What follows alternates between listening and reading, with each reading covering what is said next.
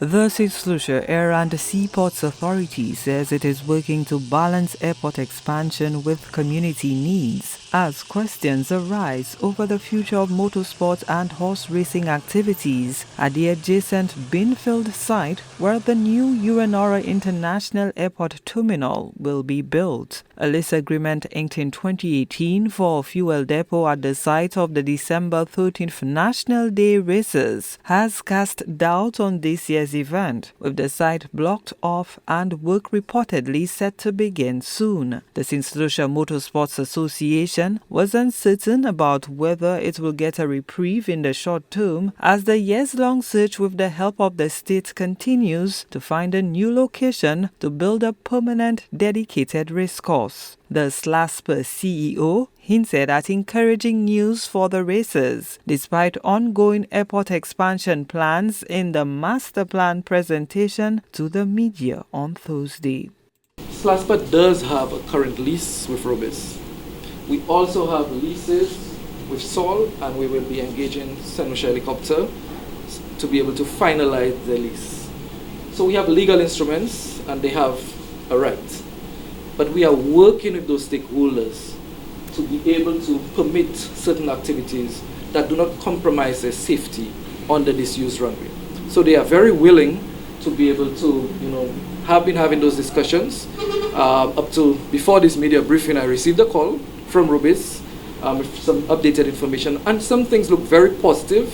I would not want to disclose. I would allow the Ministry of Youth and Sports to disclose some activities. However, we have some very positive news with regards to that collaboration, and it speaks to having a collaborative effort in terms of resolving matters and resolving issues. Slaspa is not only relocating fuel providers, but a helicopter operator to accommodate the construction of the new apron at HIE. We do have current leases with Sol and with Rubis to be able to build their facilities. And I'm hoping that one appreciates the reasons why, because you cannot build a new apron without moving those facilities. Okay, so it's very important for the overall program for the HIE redevelopment. So where does the project stand at the site first earmarked for the development during the UWP administration in the 2018-2020 period? As of December 2024, Slaspa reports that the completion of foundation work and reaching the 6th floor of the new control tower construction.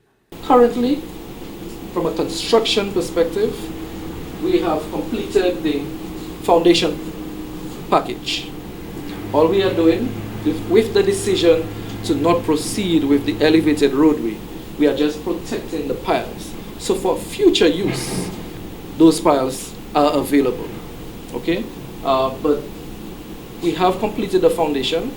We are at about the 6th, 7th floor on the air traffic control tower, and this is why we had to obtain a QS to be able to assess what has been done, to put together a tender package to allow us to start a procurement process for the air traffic control tower, so we could proceed with it next year and complete it in keeping with our corrective action plan that we have with Eastern Caribbean Civil Aviation Authority.